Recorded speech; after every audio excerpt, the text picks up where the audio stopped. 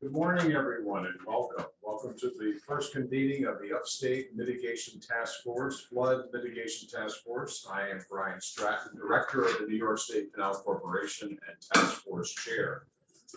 As you know, on July 1st of this year, Governor Kathy Hochul announced signing into law legislation which amended the mission and the scope of the Upstate Flood Mitigation Task Force and named me as Task Force Chair. I want to begin by first acknowledging and thanking those of us who have joined me on the task force.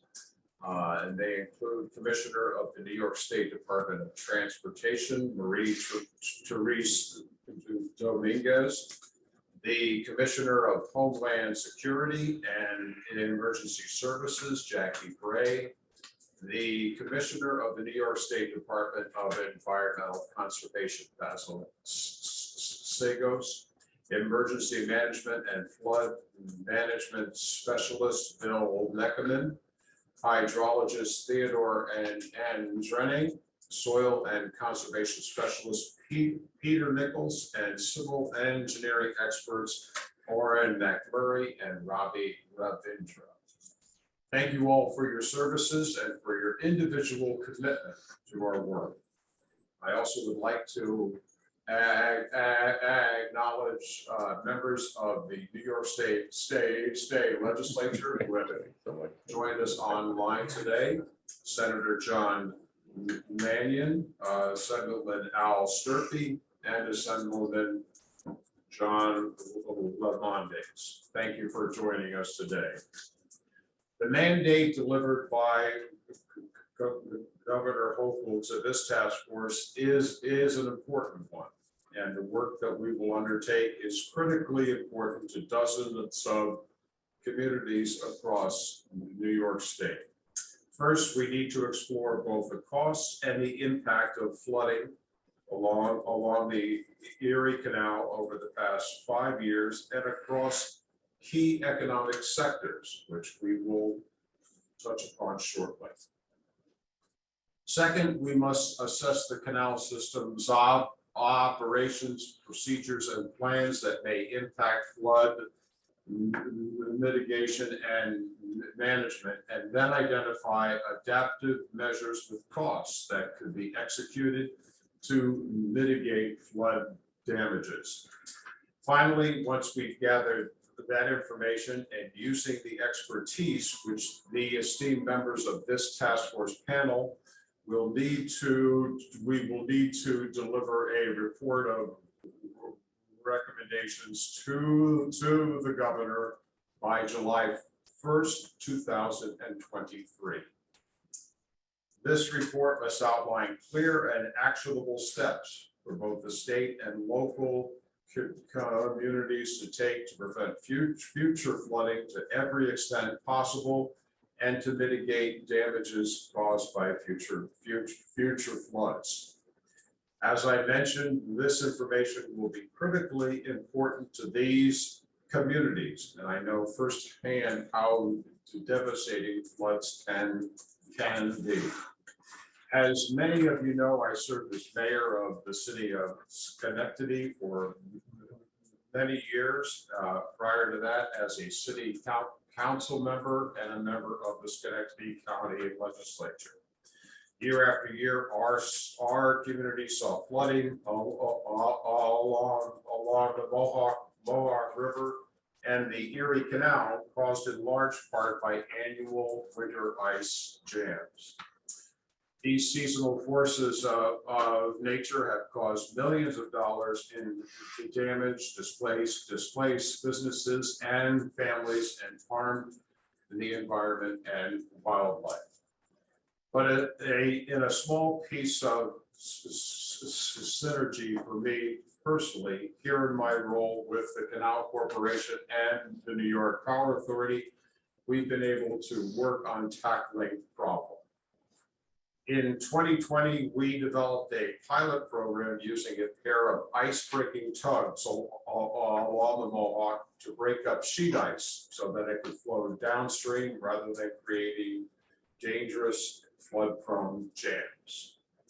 so our stewardship of the Erie Canal and specifically flood mitigation as part of our management of the waterway is something that we take very seriously here at the Canal Corporation.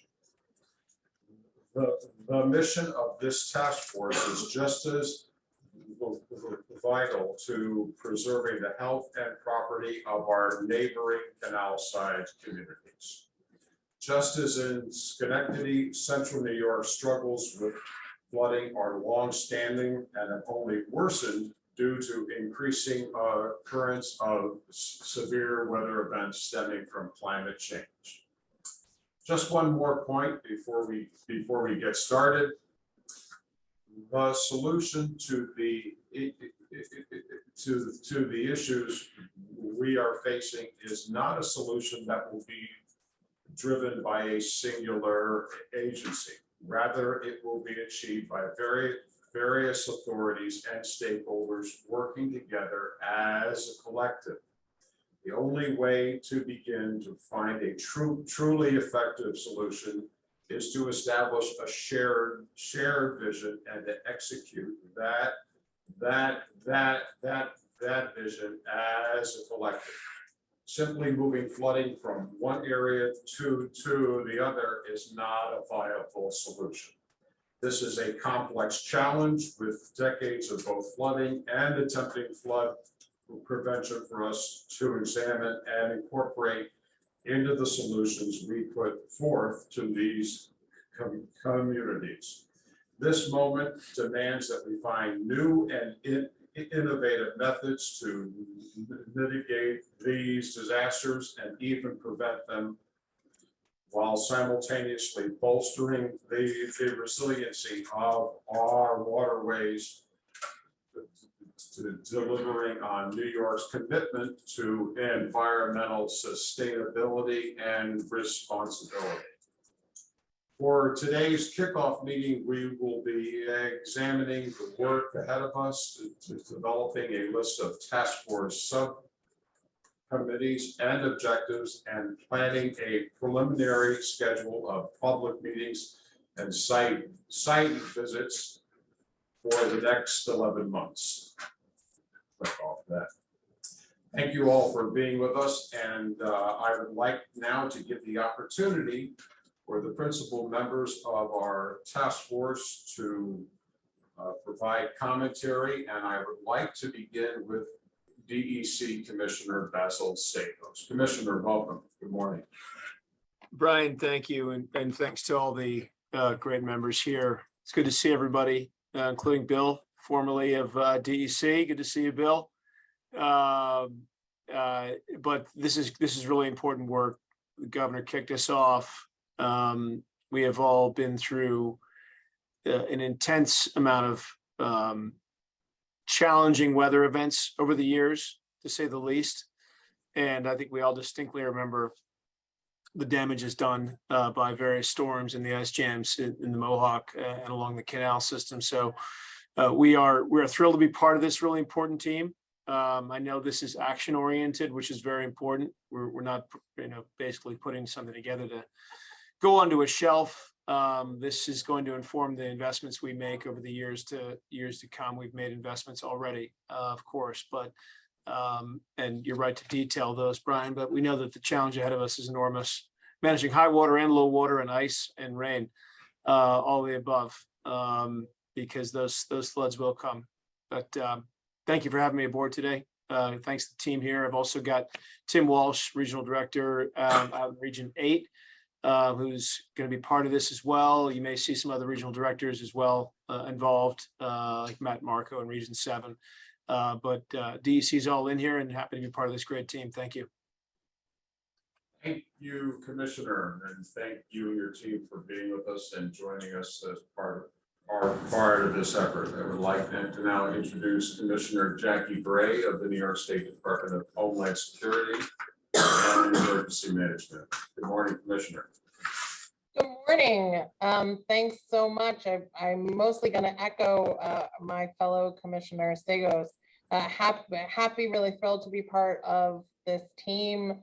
incredibly important work. One of the things I keep saying is that unlike for many centuries, the weather of tomorrow is no longer like the weather of yesterday. And so we have to not only prepare and deepen our understanding of what we need to do to prepare, but we have to imagine possibilities that we didn't think could be real even a decade ago. We're seeing that in particular in inland flooding, but also in drought conditions. And so I think that it's really timely and really critical, and my team will be here to support however you need us in terms of talking about preparedness plans and response capabilities. Thank you very much, Commissioner. Thank you. And also with us representing Department of Transportation, Commissioner Marie-Therese Dominguez, we have Jim Flynn, who is the Deputy Chief Engineer for Structures. Mr. Flynn, good morning. Good morning. Happy to bring our experience with DOT to this expert panel. Obviously, with DOT, we have a lot of experience dealing with resiliency and building stronger infrastructure. This is a very important task force that's been put together, and just echo everybody else's sentiment. It's glad to see it's action oriented, and we're going to develop a product that can be implemented, and happy to be part of the team. Thank you. Thank you very much, Jim. We look forward to working with you and with Commissioner Dominguez going forward. I would like to go now to the other members of our task force, two of whom are with us in the room. In emergency management and flood management specialist and former DEC employee, Bill Neckerman. Good morning, Bill. Thank you, Brian. And I'm honored to be part of this task force. A little background: I have 25 years experience in floodplain management, including 20 years of that at the DEC with their floodplain management section. And couple things about flooding from my background is, number one, the water has to go somewhere. And Brian made comments along those lines. We can't just move the floods from one place to the other. There's two ways of preventing flood damages. You can keep the water away from the people and infrastructure, and you can keep the people and infrastructure away from the river. Right. And hopefully our approach will be some hybrid of that. So I look forward to working with this group over the next year. Thank you very much, Bill. Also with us here in our conference room in Albany is Soil and Water Conservation Specialist Peter Nichols. Good morning, Peter. Good morning, Brian. Thank you very much, and thank you to everybody. I like Bill. I'm honored to be on this board. Just a quick background story on me. I come from a fisheries background. Spent most of my time learning about ecological impacts of what we do to the rivers and streams, and spent 9 years as the Mohawk River Coalition chairman, which is kind of a boots on the ground action program where we're taking DEC's action agenda and putting a lot of those ideas and recommendations into action. So we spent millions of dollars doing mitigation work. I am from Schoharie County. And even though we're kind of outside of the footprint of the auspices of this group, we did a lot of work in Schoharie County with addition of stream gauges through FEMA block grants. And obviously we survived Irene and probably 10 or so microbursts, isolated storm events since then. So our focus has been on, as DOT has spoke to, increasing our infrastructure resiliency, making sure our culverts and bridges are upsized. As a matter of fact, when I leave here, I'm going to look at a New York Rising project that we are acting as subrecipient for in a village in Middleburg, making a conveyance that is not designed to handle anything larger than a 5-year storm event, large enough to handle a 100+ year storm event, which protects Middleburg's business sector. So my attire shows I'm going to be putting on a vest and a hard hat in a little while and going out and seeing how my contractors are doing. So appreciate the time and the opportunity to bring my skill sets to the table with this effort. Thank you.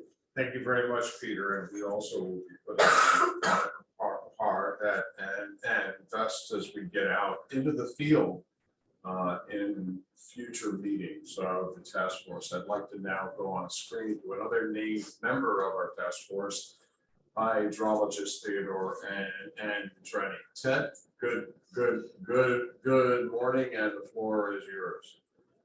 Yeah, good morning, everyone. It's an honor to be here. I am a hydrologist. I'm a water resource engineer, and I'm happy to be of service to this task force to make sure that we balance our water budget and consider the physical drivers at work.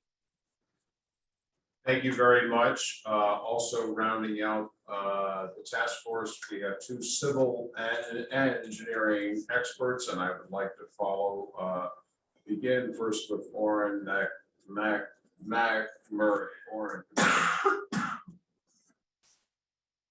Orrin? You might be on mute.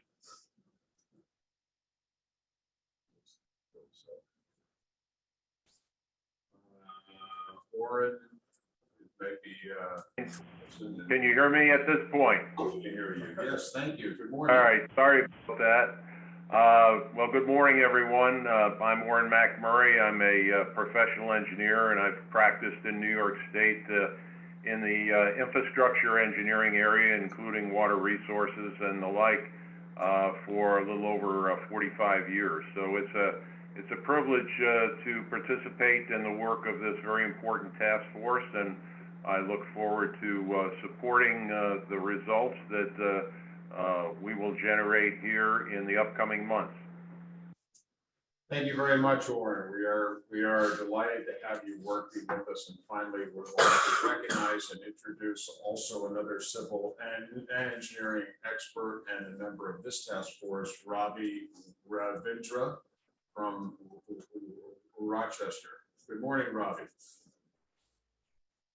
Morning, Brian. My name is Nagappa Ravindra. I go by Ravi.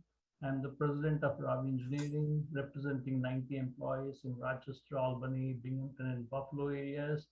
In business for 27 years, working on civil, structural, environmental, and surveying projects. Most of our work are related to infrastructure projects throughout New York, and in particular, we have jumped in to help with many of the flood inspection, design, and support after storm events. So very honored to serve on this task force. And personally, I have lived in Syracuse for 10 years and 32 years in Rochester area, and our employees are heavily invested in the upstate New York region. So I'm truly honored to serve on this task and will assist with any of the activities associated with the task force. Thank you very much, Ravi, and thank you, task force members. And before we go any further, I'd like now to recognize and hear from the members of the New York State Legislature that have joined us today. And we will begin with Senator John Mannion. Good morning, Senator. Good morning, Director. Thank you so much. This is an exciting day for me. It's great to see everyone. I don't want to take up too much time because I know that there's important work and I don't want to get in the way, but I do want to thank my legislative colleagues, Assemblyman Sturpey, of course, who was the sponsor on the Assembly side, and Assemblyman Lamondis. I'd also like to acknowledge Mr. Goebel, Director Stratton, and Ms. Hughes, who were in attendance in Cato, New York, on a day where it was a very professionally run meeting. People got a lot of good information, but more than anything, they know that the state of New York and our agencies and corporations and leadership is engaged, that they're a priority, and that we are committed to trying to do what we can to alleviate what is, going to be, as many acknowledged, an ongoing crisis. So it's an exciting day for me. I thank you all for your full commitment to those folks and for the betterment of our state going forward. Thank you again. Thank you very much, Senator. We too recall that gorgeous day, that gorgeous Saturday in Cato, where we thought that many people would have other plans, baseball games, barbecues, yard work, and yet nearly 200 people turned out for for that, that open meeting. So you see what the need and what the passion is. So thank you very much. I would also now like to move on and introduce Assemblyman Al Sturvey. Good morning, Assemblyman. Good morning, Brian. First of all, I want to especially thank you for taking on the task of being the chair of this group. Back in 2017, when I and Senator Valesky at the time passed the legislation to create this task force, we made the mistake of not naming a chair, and we were going to have the members vote on a chair, and that never quite happened. So now we at least know that these meetings are going to happen. There is going to be a report. And, you know, I want to thank all the experts that have been brought together for this. You know, I continue to get phone calls all the time, every time it rains, because people's backyards are disappearing and their basements are flooded, and, you know, there's all sorts of havoc that's wreaked all over my district. So I'm especially glad that we finally got this kicked off. Again, I want to thank my partner, John Mannion, for carrying the legislation, and John Lamondes for supporting the legislation. And I want to say a special hello to a couple of people I actually recognize here, Matt Marco and Orrin McMurray, friends that we've worked together for a lot of on a lot of different things over the years. So really looking forward to this and waiting for the results. Thank you very much.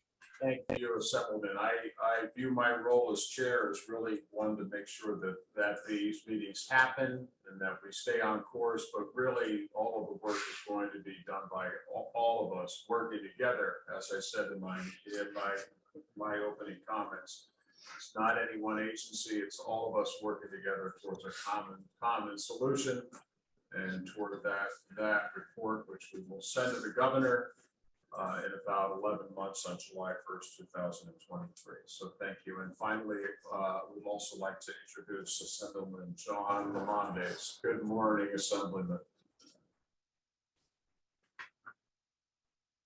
Assemblyman, can you hear me? Good morning. I thought you were going to unmute me. Thank you. I appreciate the opportunity to be with you all again. I'm very glad we were able to get this task force going, and I just want to thank you all, those of you whom I met at the meeting in Cato, and those of you who I'm meeting for the first time, so to speak, today. It's a pleasure to be working with you, and I'll yield the balance of my time to the substance of the meeting on behalf of the clients or the constituents that I have whose properties are flooding probably right now as we speak, potentially. Thank you very much, Assemblyman. We are happy to have you with us, and both Assembly members and the Senator were with us at our earlier meeting this summer in Cato, and we know that they're totally committed to this very important task. I would now like to turn the floor over to our Senior Director of Public Engagement, Rebecca Hughes. Good morning, Rebecca. Good morning, thank you. Thank you to all who are on the YouTube live stream this morning. I know that that was interrupted. Thank you, Maureen Doyle, for calling that out. I followed up with IT and the live stream is now running. For those that are on the YouTube live stream, if you have questions, those can be emailed throughout this meeting to Shane Mahar, who is our Public Information Officer. His email is currently listed on the screen. And whether you have questions during today's meeting or later, please send those to Shane and we'll be sure to be responsive. In terms of just some housekeeping items, we'll go through the presentation. We hope to have some time for open discussion, though there is a lot of substance to cover in the kickoff meeting. The meeting is being recorded and will be published to a dedicated website on the Canal Corporation webpage, along with any materials that we reference, so that we have an open and transparent process going forward. So with that, I'll turn it over to Steve Ramsey, who leads legislative affairs for NIPA, to just go over very quickly the legislation history and scope. And here's the members of the task force again that Brian already introduced. Good morning, everyone. I'd like to just take a few minutes to provide you with an overview of the legislation and why we're here today. As Brian had mentioned earlier, on July 1st of this year, Governor Kathy Hochul signed legislation, Chapter 370, takes effect immediately, creating the Upstate Flood Mitigation Task Force. Next slide. Here's a brief overview of the legislation itself. Bill number A91773, Assembly Member Sturpey, S8204A, Senator Mannion. Little history behind where we are today. The Upstate Flood Mitigation Task Force was created in 2017, but was not convened. Legislation extending the sunset to 2023 was signed into law in the summer of 2021. And as we all know, there have been several flood-related events over the past few years, as well as growing community concerns and a push from elected officials to revive this task force. In late 2021, we were asked to take steps to get this legislation back in the queue. Several steps were taken, including getting input from this group here today, meetings with the sponsors of the bill, Senator Mannion and Assemblymember Sturpey, as well as its executive chamber staff. I'll provide you with some of the revisions, as the Assembly member mentioned earlier. This one, it designates the director of the Canal Corp as the chair of the Upstate Flood Mitigation Task Force.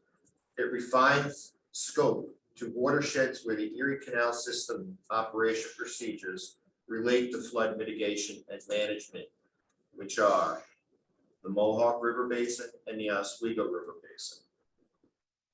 The provisions, Section 1, it amends Subdivision 5 of Section 139A of Canal Law to clarify that the task force will focus its study on areas that the Erie Canal passes through. Section 2 amends Subdivision 2 of Section 139B of the Canal Law to designate the director of the Canal Corporation as chairperson of the task force. Section 3 amends Section 139C of Canal Law to require the task force to produce a report on or before July 1st, 2023. Section 4 adds a new subdivision section, new subdivision 6 to Section 139C of Canal Law to require the task force to meet 4 times prior to the report being published and once a year after the report is published. Section 5 pushes out the sunset of the task force from July 1st, 2023 to July 1st, 2024. Section 6 is the effective date, as I mentioned earlier, Chapter 370, July 1st, 2022. Task force membership. Legislation. Do we have that? Yeah, I do. I moved it up earlier. Okay, just to go back, the task force membership, legislation prescribes 9 task force members. Director of Canal Corporation is the task force chair, Commissioner of the Department of Transportation, Director of the Division of Homeland Security and Emergency Services, Commissioner of the Department of Environmental Conservation. 5 additional members, 3 appointed by the governor, 1 by the temporary president of the Senate, and 1 by the Assembly Speaker.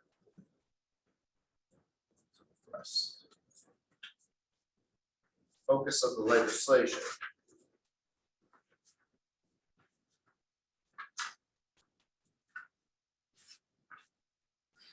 It's tasked, among other things, to prepare a report by July 1st, 2023.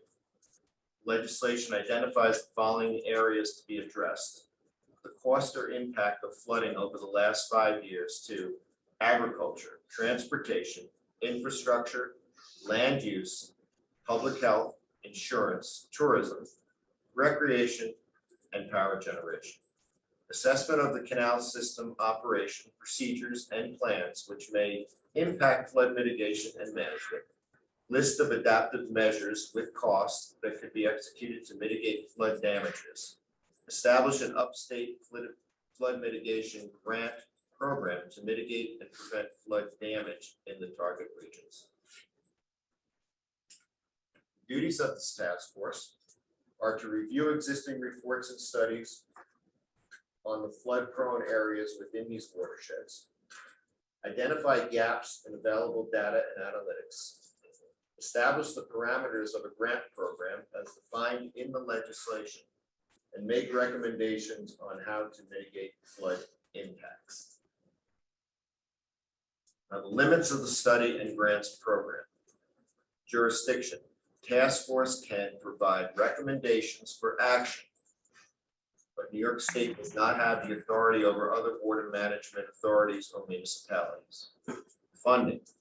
Terms of the grant program must be defined, and funding will be part of future deliberations.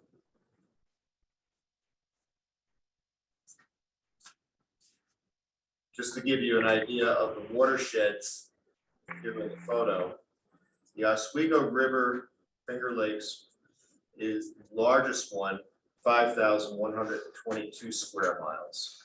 And the Mohawk River at 3,460 is the eastern part of this watershed.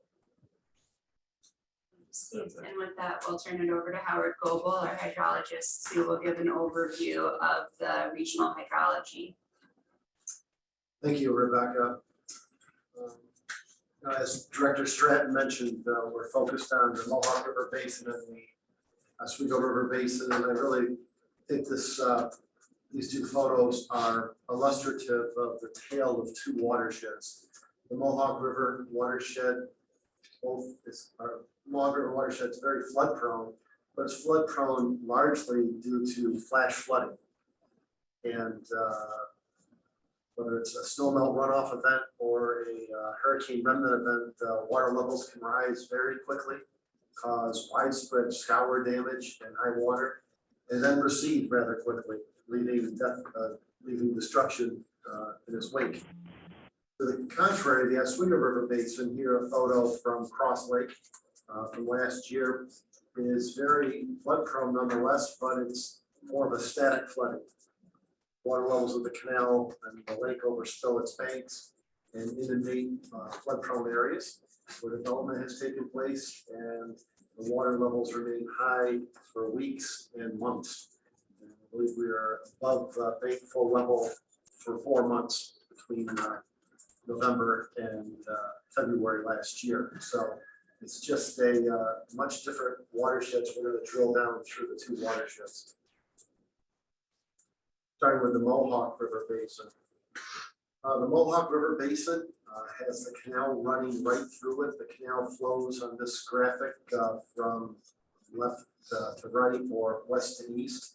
And the drainage from the Adirondacks there where Delta and Hickory Reservoir were built, special purpose built for canal water sources to operate and maintain the existing canal system, drain in, and it's quite different in elevation. Over this 100-mile long distance of the canal, the elevation change is about 400 feet. So there's a lot of gradient here, kind of as referenced through the graphic in the lower left-hand corner showing the elevation change.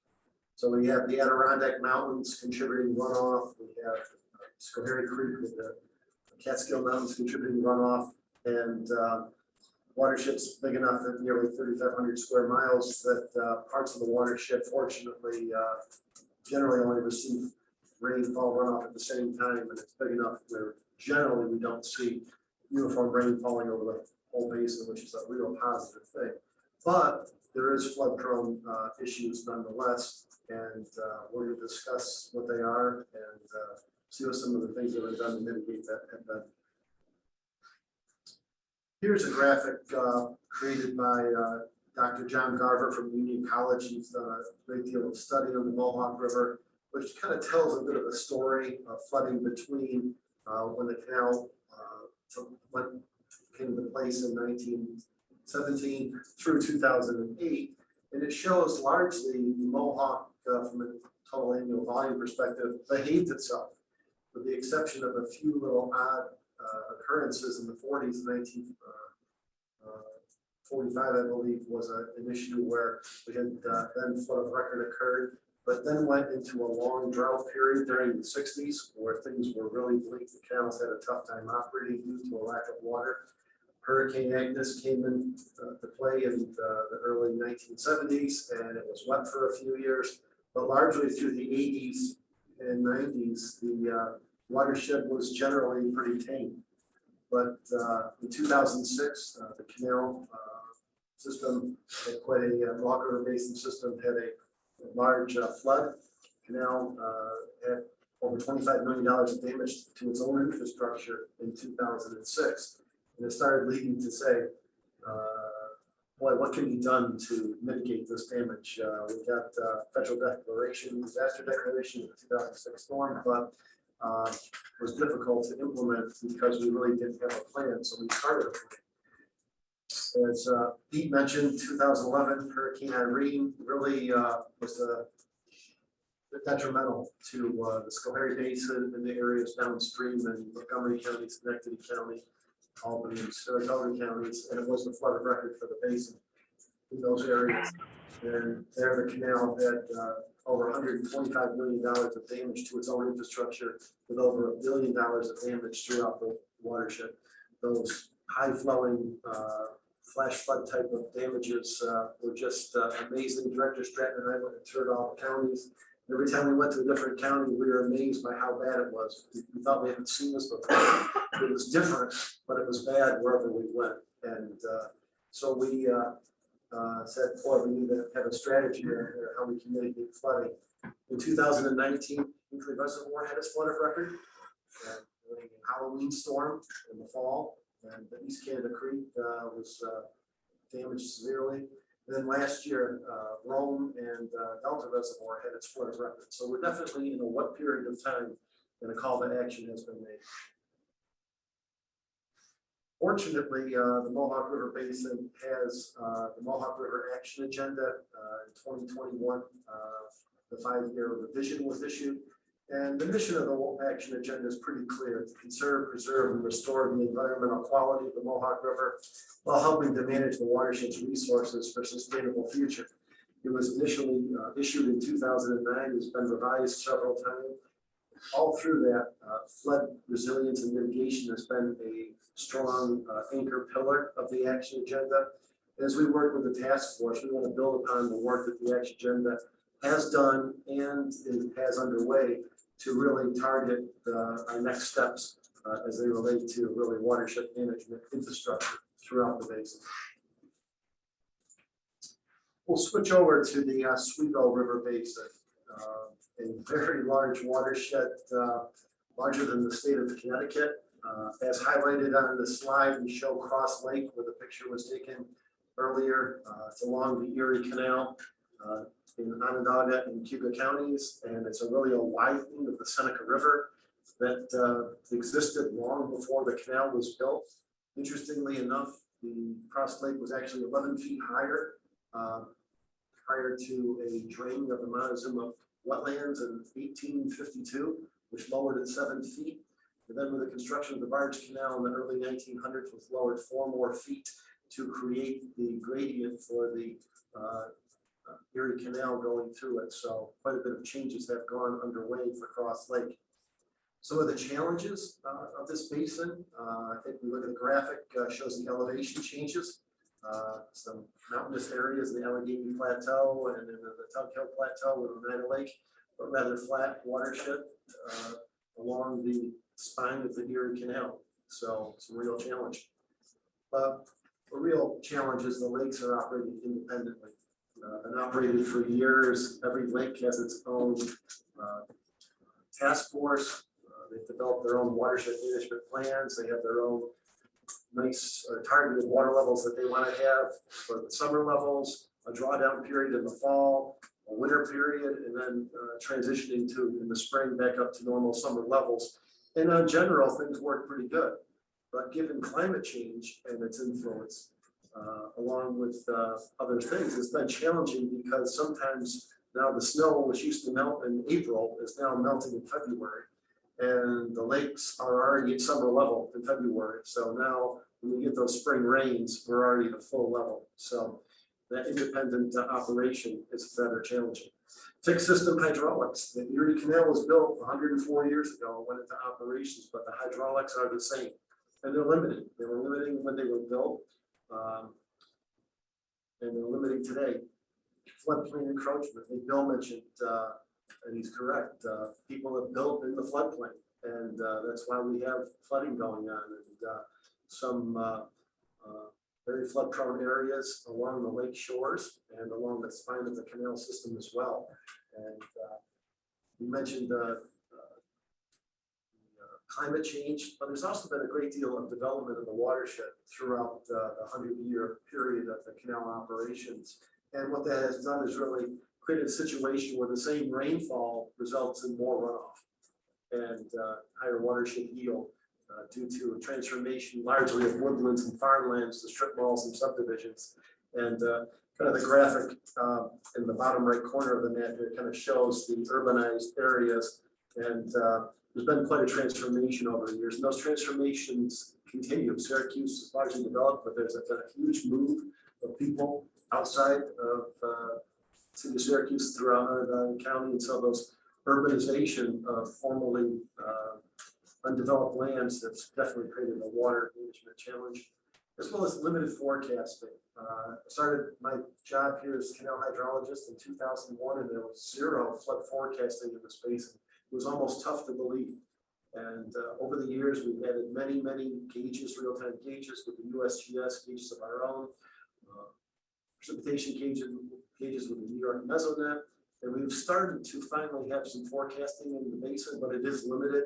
And the reliability is still in progress, but certainly something in progress that we're looking forward to improving over the years. The geologic features, as I touched upon, are really shown well in this slide. The Lake Ontario Plain is a expansion of the kind of a former Lake Ontario, Great Lakes that existed prior to the last ice age. And when it receded, it carved into the Allegheny Plateau, and the Allegheny Plateau used to drain to the south. But when it receded, now it drains to the north. And so all of that water in the watershed drains now to the north, and now we have to manage that. Likewise, the Tug Hill Plateau, which is the largest contributor of runoff to the Oneida Lake watershed, largely because it gets over 10 feet of snow each year. And when that snow melts, we have high water levels on Oneida Lake, so water management is rather challenging there as well. So this kind of frames out so that these aren't just management issues that we can deal with, but actual geologic features that we have to work with. This is a slide that is a cross section of the watershed, and really generally along the spine of the Erie Canal, kind of moving from right to left through Oneida Lake. The canal runs through, and it drains to the west and joins at the Three Rivers Junction, which is really the junction of the Oneida River, the Seneca River from the west, and the outlet is the Oswego River to the north. From the west side of the watershed, we have the canal and the Clyde River, and then ultimately the Seneca River, which drain from the east to the west, joining the Three Rivers. And once it joins the Three Rivers, and we get past Lock 01 in Phoenix, the canal is very steep. And so we get past Lock 1, and it's really like a gorge, and water can flow generally freely. There's hydropower facilities each one of the locks, but largely because of the gorge nature of it, the development hasn't occurred, and flooding issues aren't a challenge. We're going to focus on kind of the real rub here is how flat the Seneca River is between Baldwinsville and Cuba Lake, a 32-mile distance. But as of today, there's only 6 inches difference in water elevation between Baldwinsville and Cuba Lake with no dam in between. And that gradient is largely a function of the low flows and the slope of the canal, which is largely as flat as the table or the desk you're sitting in front of. And so it provides some real challenges. And kind of mentioned Three Rivers before, 90%, 6% of the watershed drains through Three Rivers. So it really is a bottleneck with water flowing from both the Seneca River from the west, the Oneida River from the east, and then hitting a kind of a stopping gap at Lock 01, and water does back up greatly through that point. Seneca River portion highlighted in the shaded area is the flattest, lowest moving portion of the New York State canal system from a riverine perspective, and largely the most flood prone because from a hydraulics perspective, the fixed hydraulics I referred to previously has to go through this flat area. And so what happens, the water level rises up to its bank. As flows increase, it rises out of its banks and stands not in a swift through moving flash flood area, but stagnant water, which has great impacts on wells, septic systems, roadways, people's homes, and because it lasts for so long, it's really problematic. Now, I want to draw attention to each of the finger lakes here. It's a great graphic. Oneida Lake is right along the canal, so there's really limited gradient between Oneida Lake and its outlet. Likewise with Cross Lake, it's part of the Seneca River and the gradient is flat. But the next lake is Cuba Lake, which the Canal Corporation regulates, pretty flat. The outlet of Cuba Lake is generally 9 feet, 9 feet today, based on normal operations. But during flood flows, the water level rises in the Seneca River, and we generally get down to about 1.5 foot difference between the Cuba Lake level and the Seneca River, thus showing widespread overbank flooding and an inability to really regulate well because the whole system is in a dynamic flood state. However, the other finger lakes are all upland, and they can release water, I mean, really upland. They can release water unimpeded, and their outlets occur, and they open up valves and they flow down through their own streams, ultimately all coming to the confluence of that flat Seneca River portion between Baldwinsville and Cuba Lake. Hence, that's why it's the most flood-prone area. So what happens in this large 5,100-mile watershed? All this flow coming from different directions, all joins into the canal system, and then flows out to Lake Ontario through the Oswego Canal. But there's a great deal of water management issues, a lot of hands on water, and a lot of efforts have been taken in place to minimize the flooding that occurs. But it's challenging because there's so much water. Bill mentioned directly, the water has to go somewhere. And so all that water falling within this watershed and draining through these common outlets creates this pervasive issue of overbank flooding that we deal with on a routine basis. Here are the water management facilities and entities, and I'll just go through them quickly because I think it's worth touching upon them. Cuba Lake is operated by the Cuba Lake Outlet Compact, a jurisdictional body that was formed in the several county area to regulate Cuba Lake water levels. And they do have taxing ability and have a water management program. It's very robust, but they're managing water levels for Cuba Lake and for their own constituents. They release water into Seneca Lake.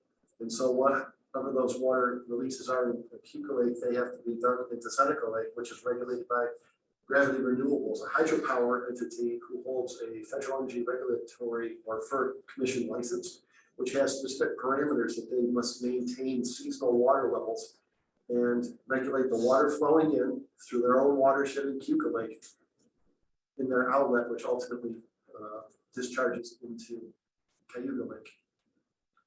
Owasco Lake is regulated by the city of Auburn, and they maintain Owasco Lake levels seasonally.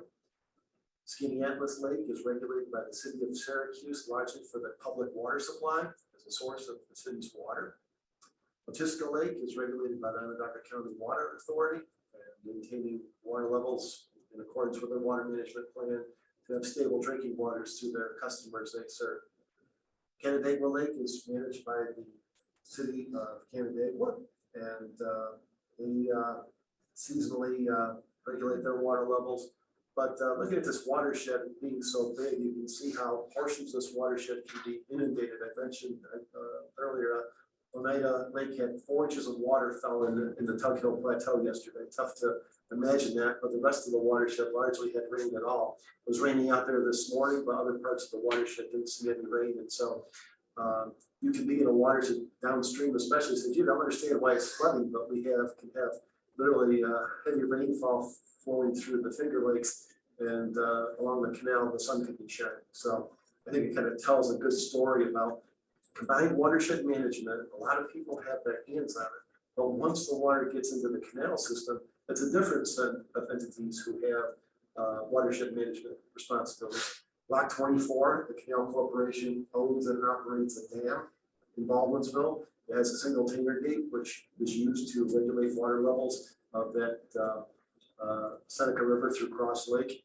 But also the Brookfield Renewable Power and Northland Power also run separate hydropower utilities, Brookfield on the north and Northland on the south, which have 2 units each, which they regulate water levels, regulate water through. And these facilities, largely during high flows, are known to plug with debris and reducing the capability and the hydraulic capacity at that critical juncture point. At Lock 1, Eagle Creek Renewables regulates the 4 of the Tainer gates on that particular dam, along with 2 hydropower units, and directs the Canal Corporation how to regulate 2 of the Tainer gates as well. So a lot of coordination goes on here. On the Oswego Canal, Brookfield Renewables runs hydropower units at each lock, with the exception of Lock 06 High Dam, which is operated by the city of Oswego. And a great deal of regulation is done with the flows on the Oswego, largely because it's so steep, the water levels can rise quickly and go from no flow to high flow. So there's a great deal of coordination there. The Cuba Lake, I mentioned previously, is regulated by the Canal Corporation, and this has to be done with great coordination with the flows upstream and the flows downstream because of the intersection of the Seneca River downstream. During the flood of record in 1993, the water levels were so high on the Seneca River that the gates, the 6 Tainer gates at Lock 01 were actually opened to let the water level flow backwards into Cuba Lake as a flood relief. So the water levels there were 12 feet above normal. And that was done really to protect the Tainer gates, as they would have been damaged if they overtopped in the reverse direction. And lastly is Oneida Lake. Canal Corporation regulates the Cognoy Dam during the navigation season. This is generally, the navigation season is generally made through mid-October, but the Tainer gates are regulated in the spring following the spring freshet, whenever that may be. And only once during my tenure have we actually had to put the gates in to bring the water level up in the spring. Usually it's at high water levels, and we do our best to coordinate and see how long it's going to take for the water levels to naturally drain without regulation. But on December 1st each year, the gates are fully removed, and the Oneida Lake management really reverts to a run-of-river condition, and rainfall and runoff occur until the post-spring freshet period. So as you can see, there's a great deal of mitigation that goes on. Can you back up on that slide? I mean, this is probably one of the most important slides in your deck.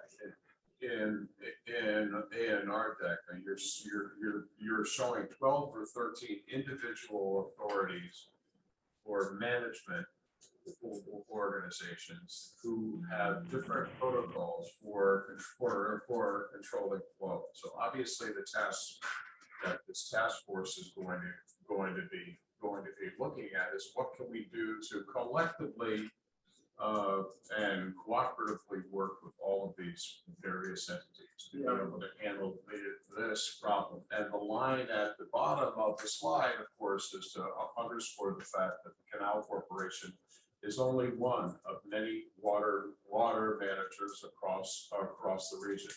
I think that's a very important slide.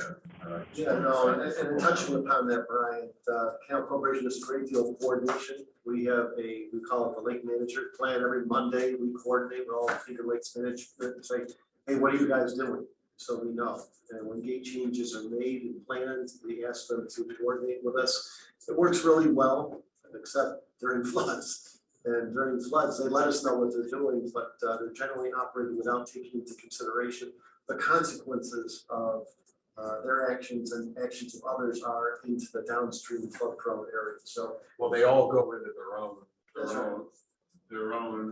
emergency management. What's in their backyard. That's right. And not collectively what it's doing to the entire watershed. So this is a very important slide for us to look at and keep in mind. And I know we're going to go on to our next element. I wanted to just in closing that, right, there is a high flow management plan that exists with Eagle Creek Renewables at Lock 01 and Brookfield Renewable Power at Lock 02, where the Canal Corporation is only the gatekeeper. They're mandated by their FERC license to have this coordination plan. It is complex. We won't get into all the whys, hows, and whats, but when water levels seek certain levels and flows on the Oswego Canal exceed certain thresholds, they have a voluntary program to reduce the water levels upstream of Lock 01 and Lock 02. So the Canal Corporation does serve in a coordination role, but as many managers here do make this rather challenging. very good. Let's repeat the email address for those who might want to send in questions. It might have been obscure. Send your questions and comments to Shane Mahar. That's Shane, SHANE .Mahar, MAHAR @ NYPA.gov, NYPA.gov. Shane Mahar at NYPA.gov for questions and comments. Rebecca, are you moving on to the next slide? No, I'm continuing, Brian. No, it's all good. Go ahead. I just want to talk about some of the studies and mitigation efforts underway. It's not like we exist in a vacuum and haven't been doing a lot of work here, but wanted to touch upon a few things. New York State Flood Risk Management Guidance for implementation of the Community Risk and Resiliency Act signed in August of 2020 was a very needed document. It provides guidance to state agencies on consideration of flooding risk by applicants for projects involving new and substantially improved structures in New York State. And the guidance serves as an interim step in the ongoing incorporation of climate change related considerations and requirements into relevant DEC and other agency regulatory and funding programs. And generally, it's followed large part through the work that Bill Meckerman did when he was the chair of the Bureau of Flood Protection to look at elevation rise in development to mitigate flooding as a strategy to ensure that development isn't continuing to occur in flood-prone areas. The center photo is a photo of the Canal Corporation's movable dams. You see these along the thruway, along the Mohawk River. And these were special purpose-built gates, boulay type gates. So the only gates from 1880s Czechoslovakia technology, the only gates in the world that still exist of that technology. And following the Hurricane Irene and Hurricane Henri and the damages that took place in 2001, when these were essentially taken out of service. They were damaged to a point where they had to be reconstructed, and the canal was closed for 74 straight days before we could get boats through. But we did modify it with a $30 million grant from FEMA as part of the disaster recovery. And now the dams can be preemptively raised in anticipation of a major flood event. They've been raised 15 times since the fixes were in place for last year due to the high cyclonic activity of hurricane remnants. But since that's done and happened, the Mohawk River has stayed within its banks. Where I mentioned the flood record occurred with Hinkley Reservoir and East Canada Creek. If the dams, did some modeling, if the dams were in and not pulled, we would have had water, it would have been record flooding, we would have actually exceeded flood damages that occurred in Hurricane Irene, but for the pulling of those dams upstream of the confluence of the Schoharie Dam, Schoharie River, it definitely provided a great deal of flood mitigation. And lastly, Brian touched upon the ice breaking work that's being done, but it's only part of the program. The New York Power Authority, working with the Canal Corporation, has a ice jam flood mitigation program, Lock 07, the Fisher's Ferry Dam, to modify the dam in concert with the ice breaking activities that have begun to attempt to mitigate the widespread and routine flooding that occurs in this Schenectady stockade region. And those efforts are underway. We believe we will be going with a recommendation next month for design. And we have a $30 million mitigation grant program ask to FEMA for this program, along with a study for flood resiliency in the Utica Rome region as well. And those are underway, being evaluated by FEMA as we speak. So there are things that are underway, and don't want to say that nothing has happened, but they do move rather slowly. And we've taken some opportunities with this widespread disasters and disaster declarations by FEMA to get funding to implement very flood resilient programs to minimize the frequency, duration, and inundation that this flooding occurs.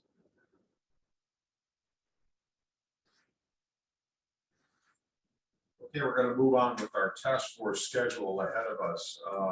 Obviously, this is a working schedule, and we can certainly amend that as we go forward. But we're going to endeavor to have 4 full working committee meetings between now and when our final report will be due in July 1st of 2023. So with today's meeting, August 22nd, we're going to launch into a period where we'll have subcommittees working, which will be named, and we'll be going over those shortly. And those subcommittees will be convening in September and October, and then we will come back together as a full committee in November. And we're going to really, this is the first meeting. It makes sense to really convene us here in Albany to really set out the work plan. But we want to get out into the field and do site visits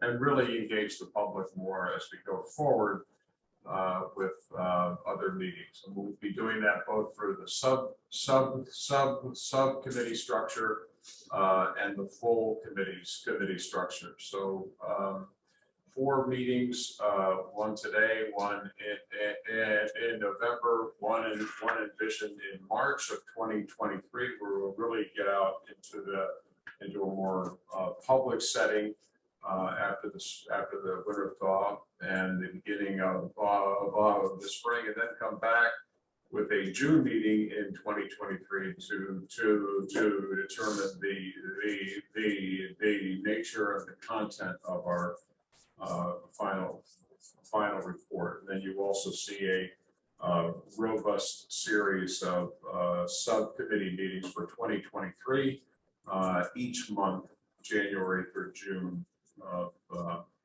2023. So all of those are not specifically set in stone, but Kim or a fellow of our staff will be reaching out to all of the task force members, and of course Shane within the public engagement team will also be notifying press and public of the schedule and the content and the agenda for our future subcommittee meetings and our full committee meetings. So let's talk about the subcommittees. Rebecca. So at this point, we've defined 3 distinct subcommittees who will be working diligently to fulfill the requirements of the legislation and also to share best practices across the task force. The first of these is hydrology and engineering, which will include a review of the really robust library of prior research and study that's been conducted in both of these watersheds. That subcommittee will identify gaps in research that will contribute to the set of recommendations at the conclusion of the task force. And they'll also recommend technical parameters for final recommendations and remediation as defined in the legislation.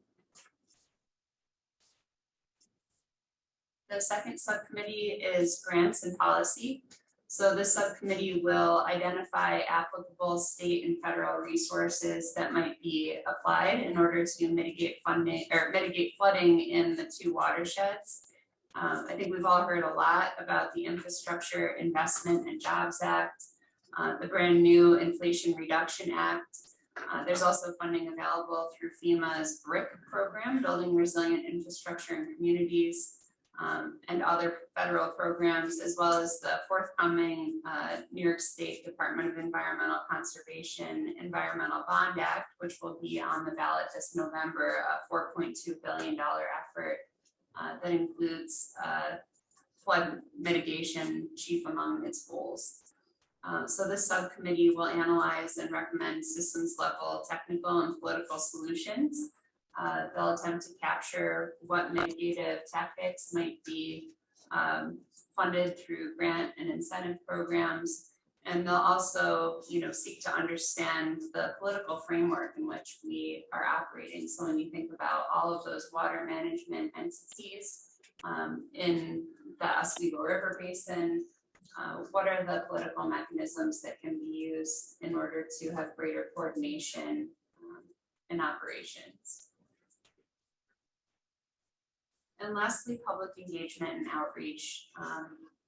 As several of you mentioned, that meeting in Cato, New York, was not the first, and it won't be the last. And it was incredibly impactful to hear from the people who are directly impacted by the results of these extreme weather events and flooding. And it's important to us that, first of all, that we've convened under Director Stratton's leadership, that the task force is moving forward and will submit its set of recommendations.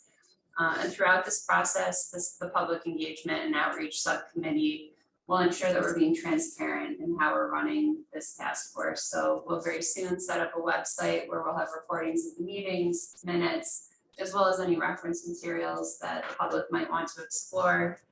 And that subcommittee will also perform outreach to various stakeholders, including but not limited to lake associations, water managers, community-based organizations, elected officials, and the people that have been impacted by flooding in these regions.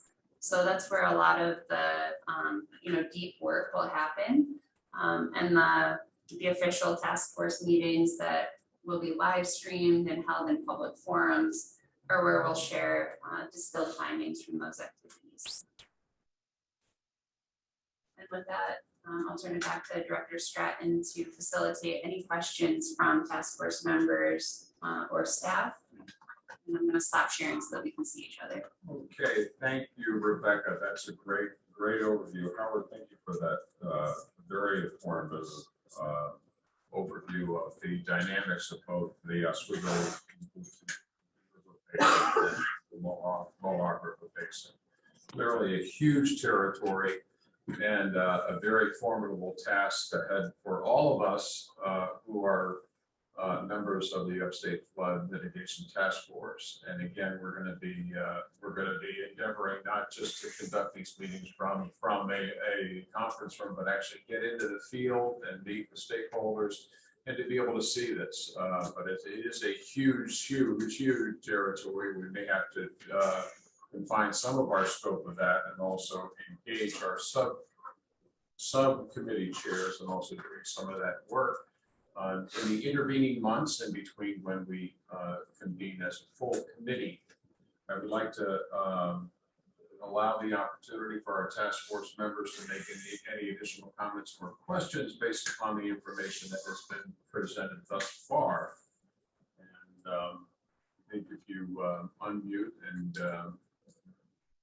we have an indication that there's a chat, but I don't know if we're using the chat. That's Commissioner Gray indicated that she had to step away at noon. Okay. So she was with us for most of the meeting, and I believe that staff representatives as well. I stepped away. Okay. Commissioner Sagos, do you have anything else to add before we go on to other folks? Excellent presentation. Thank you very much for that. Just one question on one of those maps showing the, I think, precipitation or the volume inside the canal system. I know there was some anecdotal commentary post 2010, but do we have the actual trend line as well? Or is that still being developed, or can it be? We definitely do, and the data is all there. The good thing about over the years, we're the Power Authority and Canal Corporation are USGS best friend. As gauges were taken out of service, we either funded them or put new ones in. So we're funding a great deal of stream gauging. So we do have a lot of information. And that was just a graphic that went back into since the barge canal was created that Dr.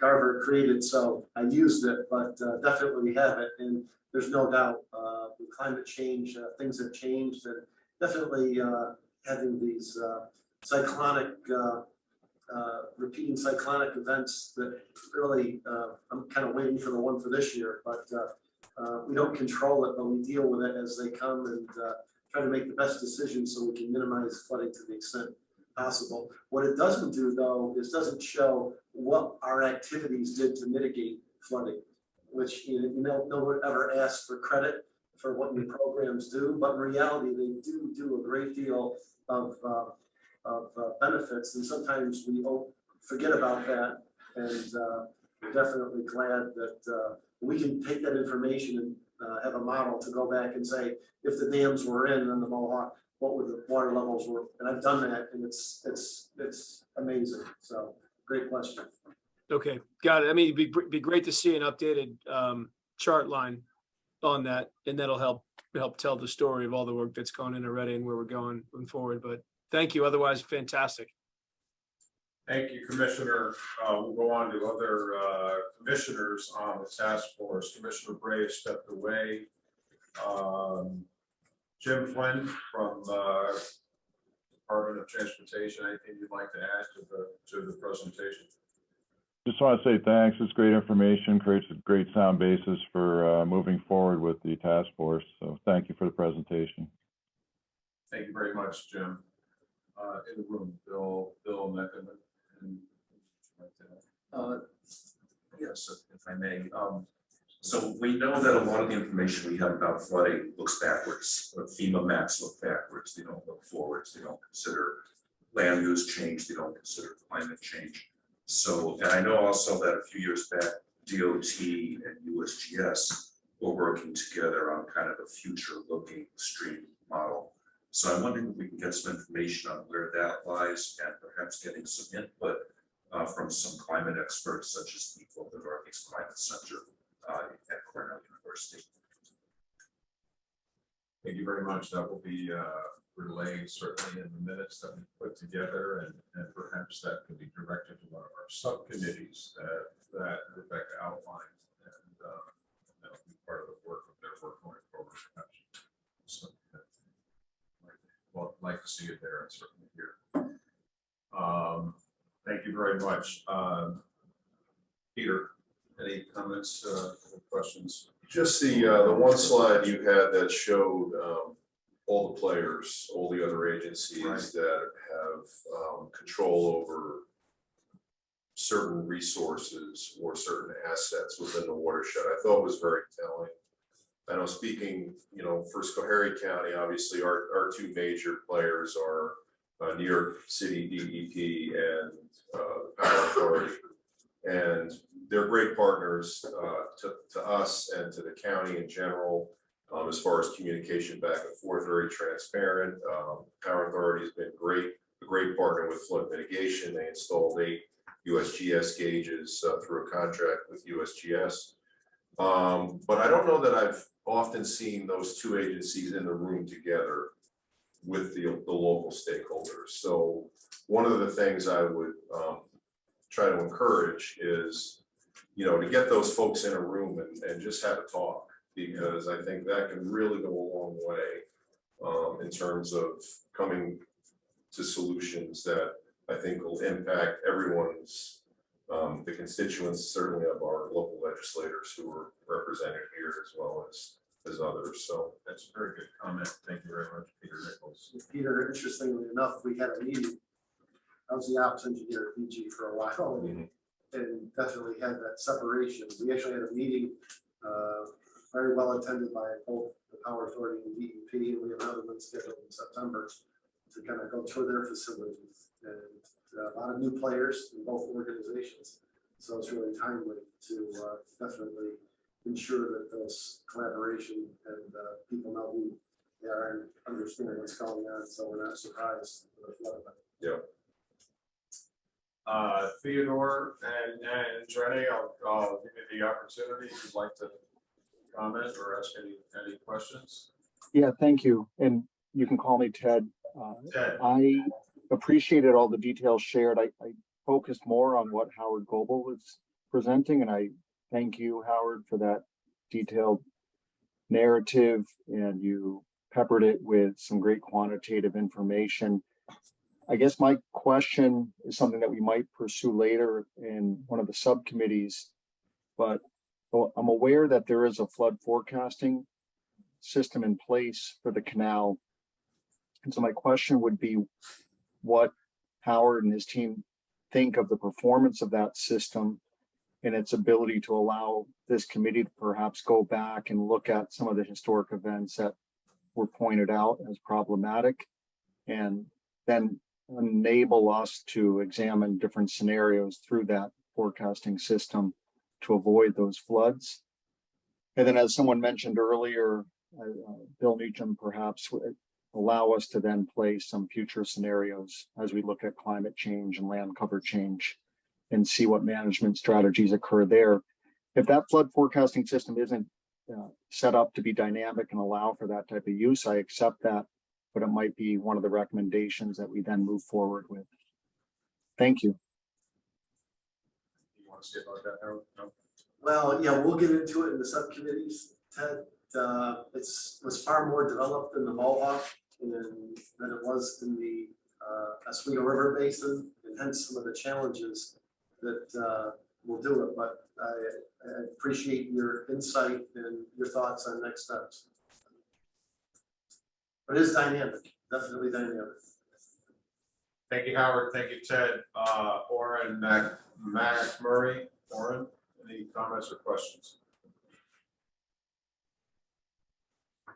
No, thank you very much. This has been very informative. As I get up to speed here a little bit more, I'm sure we'll have more discussion in the committees, but excellent information, and appreciate the presentation. Very good. Robbie, any questions or comments? And hopefully your audio is a little louder. No, not at this time. Yeah, there's certainly very exciting information and task force goals, and would be, very excited to take part in any of the subcommittees to help out. Very good. Thank you. We're going to work out all the technical bugs along the way and make sure that for our next meeting, everybody's got full volume and full visual. Hopefully we'll all be in the same room in real time together for a future meeting. And that would be great. Nothing like doing the work in person. Senator Mannion, are you still with us? Let's see, Senator Mannion. Assemblyman Sturpey, are you still with us? Yes, I am. Yeah. Well, I got a lot more information than I thought we'd get on the first meeting. Usually it's just where's the coffee pot and, the bathrooms are out that door, but that was a great presentation. I'm really looking forward to the final result of all the work we're going to do, and hopefully it'll create a roadmap for a lot of local municipalities for the next decade or so of things they can do to right-size infrastructure to try to handle, the changing weather. It's just different. So, but thank you very much. It was a great presentation.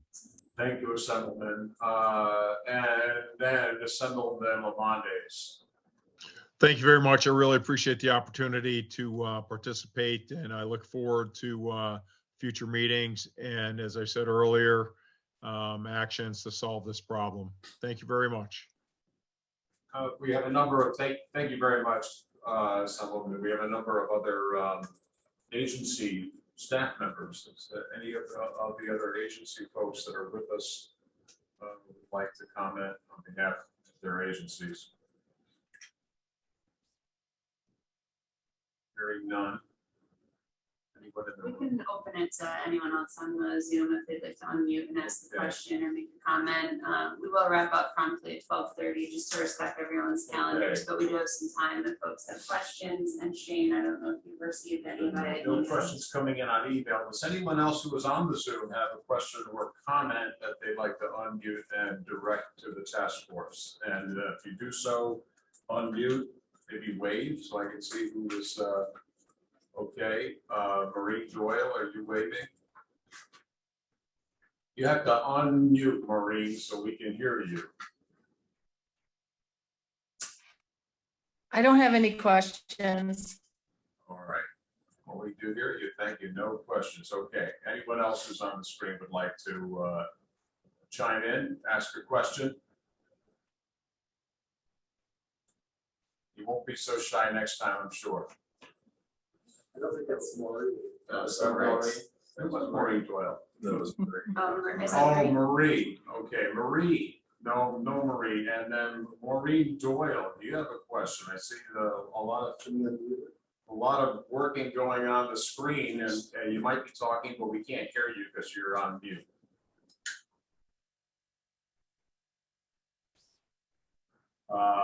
If you would like to send a question into Shane on email, we can do that too, but. I got it.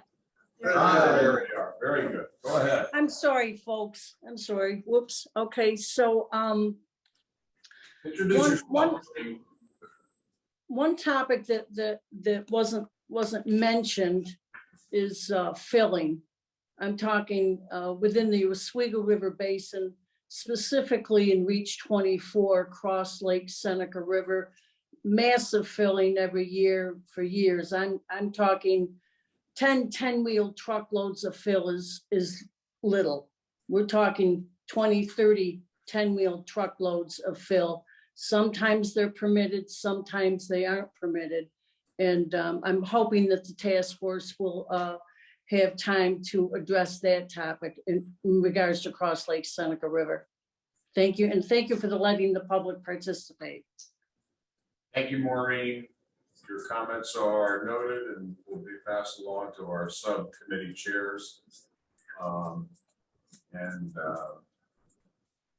We are reaching the end of our allotted time. We're very close to it. Any other comments or questions from those of us who are on screen? Shane, nothing coming in by email. I want to also thank the members of our team who are with us, and I didn't get a chance to introduce everyone.